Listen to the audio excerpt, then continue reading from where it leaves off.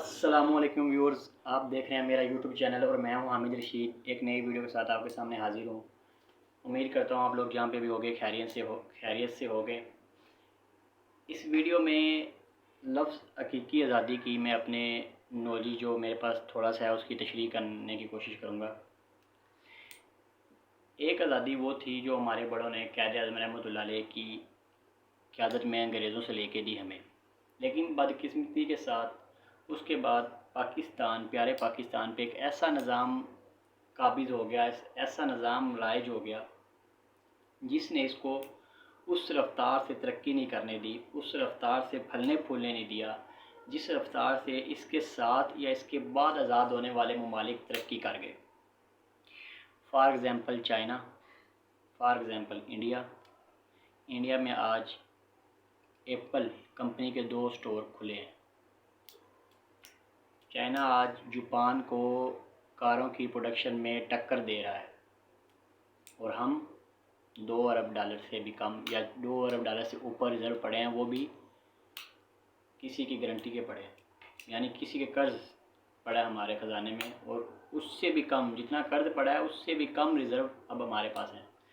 For example अगर हमने $4 अरब reserve $4 अरब किसी के देने हैं तो हमारे पास $3 अरब के रिज़र्व रह गए। हमें उस निज़ाम से हकीकी आज़ादी क्या है? हमें उस निज़ाम से आज़ादी लेनी है जिस निज़ाम की वजह से पाकिस्तान 2 अलग हुआ और दुनिया के नक्शे पे एक मुल्क बांग्लादेश वजूद में आया। हमें उस निज़ाम से आज़ादी लेनी है जिस निज़ाम की वजह से आज हमारे रिज़र्व $2-3 अरब के हैं और बांग्लादेश के $100 अरब के रिज़र्व हैं। हमें उस निज़ाम से आज़ादी लेनी है जिस निज़ाम की वजह से आज हम कर्ज़ लेके अपने प्रोजेक्ट बनाते हैं, तरक्याती काम करते हैं, जबकि बांग्लादेश अपने ही दौलत से, अपने ही ख़जाने से अपने प्रोजेक्ट बना रहा है, हमसे बाद, बल्कि हमसे आज़ादी लेने वाला। क्यों? हम पे एक ऐसा घटिया निज़ाम राइज हुआ जिसने हमें तरक्की नहीं करने दी।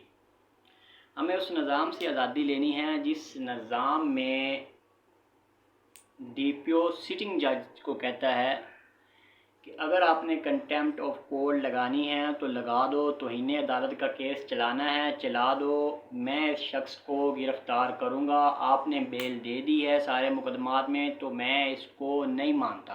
क्यों? मुझे ऊपर से आर्डर है।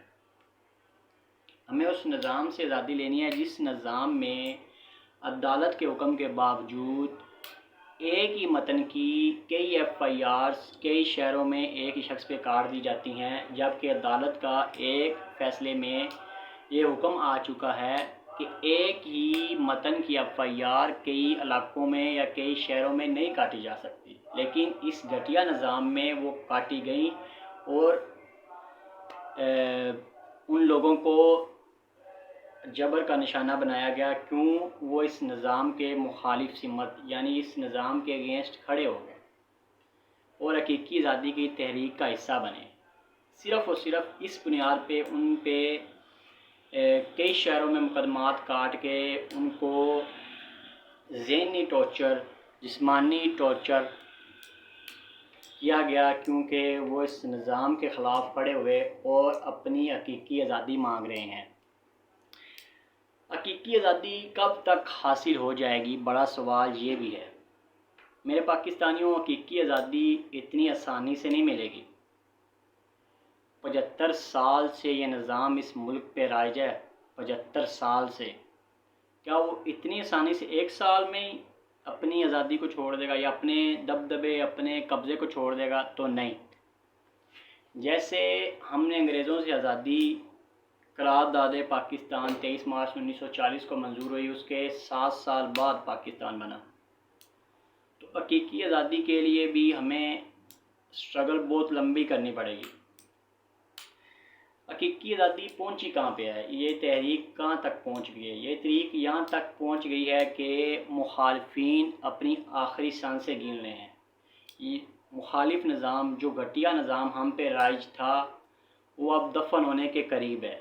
इसीलिए मेरे पाकिस्तानियों, आपने हकीकी आज़ादी की तहरीक में पूरी ताकत के साथ और पूरे जज्बे के साथ खड़े होना है, क्यों? کیونکہ آپ کی جیت بہت نزدیک ہے، اور نزدیک آ کے جیت کو ہار میں نہ بدل دیجیے گا۔ کسی پروپیگنڈے میں آپ نے پروپیگنڈے کے جو پروپیگنڈا کیا جا رہا ہے اس کا شکار نہیں ہونا، کیونکہ اس تحریک پہ آخری وار ہو رہے ہیں، اور اس تحریک میں عمران خان کا کیا کردار ہے وہ میں اپنی سوچ کے مطابق آپ کو بتاتا ہوں۔ عمران خان کا کردار یہ ہے کہ جیسے فار ایگزامپل ہم اسکول یا کالجز میں پڑھتے تھے، تو اسکول یا کالج میں کسی دو بچوں کی لڑائی ہو جائے آپس میں، تو جو ہو طاقتور بچہ وہ کمزور کو جب مار لیتا ہے تو وہ پھر اس کو تنگ کرتا رہتا ہے، اور جو کمزور بچہ ہوتا ہے وہ اسی تلاش میں رہتا ہے کہ مجھے کوئی میرا اچھا دوست مل جائے، کوئی میرا کزن اپنی فیملی میں اچھا مل جائے جو میں اس کے مخالف لا کے کھڑا کروں اور اس کو سمجھائے کہ بھائی اس کو تنگ نہ کیا کر۔ بالکل سیم اس تحریک آزادی، حقیقی آزادی کی تحریک میں عمران خان کا صرف یہی رول ہے۔ ہم غریب پسے ہوئے طبقے نے عمران خان کو لا کے ان کے سامنے کھڑا کر دیا ہے، اور وہ اس طاقتور شخص کا رول کردار ادا کر رہا ہے جو ہمیں ان سے آزادی لے کر دے گا، جو ہمیں اس فرسودہ، گھٹیا اور بدبودار نظام سے آزادی لے کر دے گا انشاءاللہ۔ کیونکہ مجھے کیوں لگتا ہے وہ آزادی لے کے دے گا؟ مجھے اس لیے لگتا ہے وہ آزادی لے کے دے گا کہ اس شخص نے اس نظام کے خلاف کھڑے ہو کر اپنی جان داؤ پہ لگائی ہے، 3 گولیاں کھائی ہیں، لیکن وہ کہتے ہیں نا مارنے والے سے بچانے والا بڑا ہے۔ پہلے بھی کچھ لوگ اس نظام کے خلاف کھڑے ہوئے لیکن وہ کامیاب نہیں ہو سکے، کیونکہ وہ نظریہ ضرورت والے تھے، نظریہ آزادی والے نہیں تھے۔ کسی نے کہا ہم اینٹ سے اینٹ بجا دیں گے، لیکن وہ پھر 3 سال دبئی بیٹھے رہے۔ کسی نے کہا کہ ووٹ کو عزت دو، پھر وہ پلیٹیں گری ان کی اور وہ لندن جا کے بیٹھ گئے۔ اور دعا کیجئے کہ وہ شخص آج کل عمرہ کرنے ماشاءاللہ ہمارے پاس ہی سعودی عرب اتنا دور نہیں ہے، دعا کیجئے گا کہ عمرہ اللہ تعالیٰ ان کا قبول کرے اور ان کو ہدایت دے، اور وہ اپنی ساری دولت جو کہ لندن پڑی ہے وہ پاکستان لے آئیں۔ پاکستانیوں پہ اس کا اس سے بڑا کوئی احسان نہیں ہوگا، اور دعا کیجئے گا کہ وہ شخص سعودی عرب تک تو آ گیا ہے، پاکستان بھی آ جائے۔ حقیقی آزادی کی اس تحریک پہ آخری وار جاری ہیں۔ وہ کیسے؟ کچھ نام نہاد مولوی حضرات اب ان ہوئے ہیں اس آزادی کی تحریک پہ وار کرنے کے لیے، اور وہ ایک نیریٹو بلڈ کرنے کی کوشش کر رہے ہیں کہ یہ تحریک فوج کے خلاف ہے۔ میرے پاکستانیوں ایسا کچھ بھی نہیں ہے، یہ تحریک صرف اس نظام کے خلاف ہے جس نظام نے اس پاکستان کو ترقی نہیں کرنے دی۔ فوج کے خلاف نہیں ہے یہ تحریک۔ اس تحریک کا سربراہ کون ہے؟ عمران خان، جو بیان دے چکا ہے کہ فوج، پاکستان کی فوج پاکستان کے لیے اتنی ضروری ہے جتنا میں خود بذات عمران خان اس پاکستان کے لیے ضروری نہیں ہوں۔ اور مخالف پہ کون کھڑے ہیں؟ وہ شخص کھڑے ہیں جو کہتے ہیں memo gate scandal, Dawn leaks, Kargil میں ہماری فوج نے ہماری پیٹھ پہ چھرا گھونپا، ممبئی حملے ہماری فوج نے کرائے۔ یہ بیان کن لوگوں نے دیے ہوئے ہیں؟ وہ لوگوں نے دیے ہوئے ہیں جو اس نظام کا حصہ ہیں، اس فرسودہ نظام میں گورنمنٹ بنا کے بیٹھے ہیں پی ڈی ایم کے نام سے۔ اسی پی ڈی ایم نے کہا تھا نا، اسی پی ڈی ایم میں بیٹھے وزیروں نے کہا تھا نا کہ ٹانگیں کانپ رہی تھی اور ماتھے پہ پسینہ تھا۔ کس شخص کے بارے میں کہا تھا؟ ہماری آرمی چیف کے بارے میں کہا تھا، جبکہ عمران خان کہتا رہا ہے کہ اسی آرمی کی وجہ سے میں نے فیٹ اپ کی گرے لسٹ پاکستان کو نکالنے میں میری ہیلپ کی تھی فوج نے۔ عمران خان کیا کہتا رہا؟ عمران خان تو یہ کہتا رہا نا کہ جب کرونا وائرس آیا تھا تو اسی ادارے کے نظام نے مجھے سپورٹ کیا، لیکن لڑائی کس بات پہ آ کے بنی؟ لڑائی کی وجہ کیا بنی؟ لڑائی کی وجہ یہ بنی کہ عمران خان کہتا رہا احتساب کرو، احتساب کے بغیر یہ ملک نہیں چل سکتا، جس میں دوسری کوئی رائے نہیں ہے۔ احتساب کے بغیر یہ ملک چل سکتا ہے؟ بالکل نہیں چل سکتا۔ پھر بھی اس نے اتنی کمزور گورنمنٹ کے باوجود اور اس شخص کی مخالفت کے باوجود 480 ارب روپے ریکور ہوئے، لیکن احتساب نہیں ہو سکا۔ ہمیں اس نظام سے آزادی لینی ہے، اس تحریک کے ذریعے جو احتساب کو روکتا ہے، بڑے چوروں کے احتساب کو روکتا ہے اور ناحق لوگوں کو اٹھا لیتا ہے۔ ہمیں اس نظام سے آزادی لینی ہے جس نظام کی وجہ سے چادر چار دیواری کا تقدس پامال ہوا۔ اس ایک سال میں کتنے واقعات ہیں؟ بے شمار۔ ہمارے دین اسلام میں یہ واضح حکم ہے کہ جرم بیٹے کا ہے تو بیٹے کو پکڑو، جرم باپ کا ہے تو باپ کو پکڑو۔ لیکن اس رجیم چینج میں کیا ہوا؟ باپ کو پکڑنے گئے، باپ نہیں ملا، بیٹے کو اٹھا لو۔ گھر میں گھس کے عورتوں کی عزت کا خیال نہیں رکھا گیا۔ کتنے واقعات آپ کے سامنے ہیں۔ اس کے بعد یہ جو ابھی چند مولوی حضرات ہماری اس حقیقی آزادی کے اگینسٹ کھڑے ہوئے ہیں، ان سے میرا ایک سوال ہے۔ آپ ایک نیریٹو بلڈ کیا جا رہا ہے کہ فوج کے خلاف ہیں۔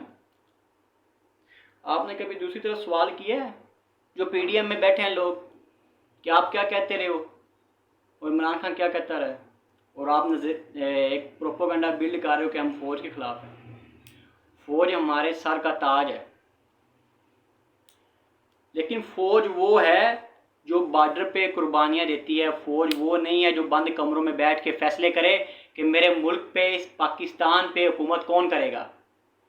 یہ فیصلے اب ہم عوام کریں گے کہ اس ملک پہ اب حکمرانی کون کرے گا۔ ہمارا ووٹ اس بات کا فیصلہ کرے گا کہ اس ملک کا وزیر اعظم کون ہوگا۔ ہم فیصلہ کریں گے کہ اس ملک کا وزیر اعظم کون ہوگا، نہ کہ بند کمروں میں بیٹھے وہ چند لوگ فیصلہ کر لیں جس کی وجہ سے پھر ہمیں برداشت کرنا پڑے۔ آج ہمارا ملک کس نیز پہ پہنچ چکا ہے، صرف ان کے فیصلوں کی وجہ سے۔ میرے پاکستانیوں، آخر پہ اینڈ پہ آپ کو ایک ہی پیغام ہے کہ آپ نے کسی پروپیگنڈے کا شکار نہیں ہونا، کسی انتشار کا شکار نہیں ہونا۔ یہ مخالف جو لوگ کھڑے ہیں اس آزادی کے، جو یہ نظام ہے، یہ اپنی آخری سانسیں گن رہا ہے اور جلد ہی یہ نظام دفن ہو جائے گا اور انشاءاللہ ہم حقیقی آزادی کی یہ جنگ جیت لیں گے۔ لیکن یہ جنگ جیتنے کے بعد اس شخص کو نہ بھولیے گا جس شخص کی قربانی نے اس تحریک میں جان پھونکی۔ اس شخص نے اپنی جان کی قربانی دے کے لوگوں کے ذہن سے موت کا خوف ختم کر دیا اور موت لوگوں کے لیے محبوبہ بنا دی، اور اس شخص نے اس نظام کے سامنے جھکا نہیں اور اپنی خاندانی روایت کو برقرار رکھتے ہوئے شہادت کو گلے لگایا اور اپنی جان کا نذرانہ پیش کیا اور اس دنیا فانی سے چلا گیا۔ اور میرا دل یہ کہتا ہے کہ وہ شخص آج جنت میں بیٹھا ہوگا، کیونکہ اس نے باطل کے خلاف جنگ جو لڑی جا رہی ہے اس کا وہ حصہ تھا۔ جب میرے دوستوں حقیقی آزادی مل جائے آپ کو، یہ پاکستان اس فردودہ نظام، اس گھٹیا نظام سے آزاد ہو جائے، تو اس شخص کی قربانی کو آپ نے نہیں بھولنا اور اس کو ہم نے انصاف لے کے دینا ہے، اور وہ شخص ہے میرا بھائی ارشد شریف شاہد۔ آپ لوگ اس کو بھول جائیے گا، آپ سب لوگ اس کو بھول جائیے گا، لیکن میں اس شخص کی قربانی کو کبھی بھولوں گا نہیں۔ کیونکہ اس شخص نے میرے بچوں کے لیے، آپ کے بچوں کے لیے قربانی دی اور اپنے بچوں کا بھی خیال نہیں رکھا۔ اس کے 5 بچے ہیں جو یتیم ہو گئے ہیں۔ گھر میں اس کا کوئی سربراہ نہیں تھا، اس کا والد بھی پہلے شہید، بھائی بھی شہید، اور خود بھی اس نے اپنی خاندانی روایت کو برقرار رکھتے ہوئے شہادت کو گلے لگایا۔ 5 بچے اس کے یتیم ہیں، لیکن میرا یہ ماننا ہے یتیموں کا اس دنیا میں جو وارث، اس دنیا میں کفالت جو ہوتی ہے، اور اس دنیا میں ان کے اوپر جو شفقت کا ہاتھ ہوتا ہے، وہ میرے پیارے نبی حضرت محمد صلی اللہ علیہ وآلہ وسلم کا ہوتا ہے۔ اور یہاں پہ ایک میں حدیث کا مفہوم آپ کو بتاتا جاؤں کہ میرے پیارے نبی نے فرمایا، جس شخص نے یتیم کے سر کے اوپر ہاتھ رکھا اور اس کے ہاتھ کے نیچے جتنے بال آئے، ایک قبیلہ ہے، مجھے اس کا نام نہیں آ رہا، اس کی بکریاں بہت زیادہ تھی ہمارے پیارے نبی کے دور میں، اور اس بکریوں کے بال بھی بہت زیادہ تھے۔ حضور صلی اللہ علیہ وسلم نے فرمایا ان بکریوں کے، یہ حدیث کا مفہوم کہہ رہا ہوں، کوئی کمی بیشی ہو تو اللہ تعالیٰ مجھے معاف فرمائے، اس بکریوں کے بالوں کے برابر اس شخص کے گناہ بخش دیے جائیں گے۔ تو انشاءاللہ میں اپنے بھائی ارشد شریف کے لیے بھی آواز اٹھاتا رہوں گا، اور میں اینڈ پہ پھر بتاؤں گا کہ میں یہ چینل حق سچ کی آواز اٹھانے کے لیے بنایا ہے۔ اللہ حافظ، اپنا خیال رکھے گا، نیکسٹ ویڈیو میں آپ کے ساتھ ملاقات ہوگی، والسلام۔